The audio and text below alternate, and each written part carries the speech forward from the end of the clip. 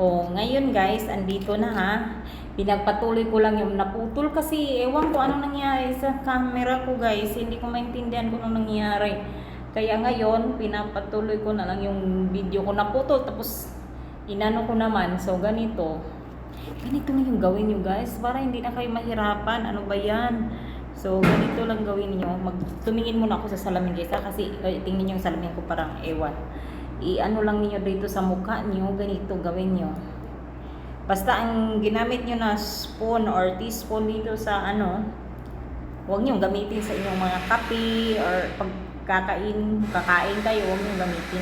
Itabi lang niyo yan. Mura lang naman siguro ang kutsara, di ba? Ito ang ginawa ko kasi parang maano talaga siya ba, ma-even yung pagkalagay ng mask. Parang mask na to sa mukha eh. O ganito guys, ginawa ko to talaga. Sorry, natakpan ko yung ano. Basta kayo na bahala tingnan nyo yung paano nyo ilagay. Basta tatakpan buong mukha nyo na guys. Huwag nyo, kasi maganda talaga sa skin. Promise.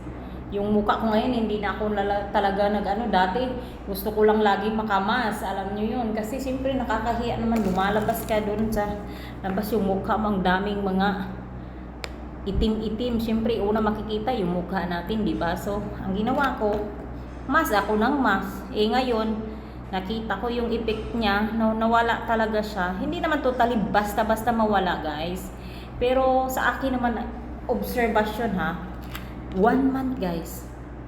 Basta tiis ganda lang talaga. Kasi hindi biro yung milasma ko eh. Hindi biro siya. Sobrang kapal na. Tsaka dumami na talaga sa buka ko. Kaya ginawa ko ganito. So within 1 month guys. Grabe. Ang ganda na ng mukha ko guys.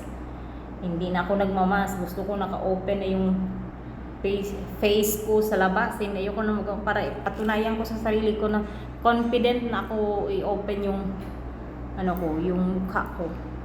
Nang dahil sa COVID guys, nagkamilasma ako. At saka lagi kasi ako na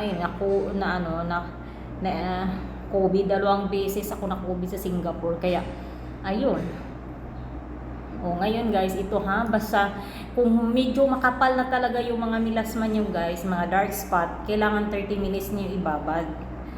At saka tapos hugasan ninyo, pagkatapos ng hugasan, magkuha kayo ng malinis na tuwalya, i-wipe ninyo sa mukha ninyo. At saka maglagay din kayo ng mga, kung ano ba, yung tawag dyan, yung mga moisturizer sa mukha nyo. Huwag nyo kalimutan kasi mas maganda din yung may moisturizer. So, ito lang guys.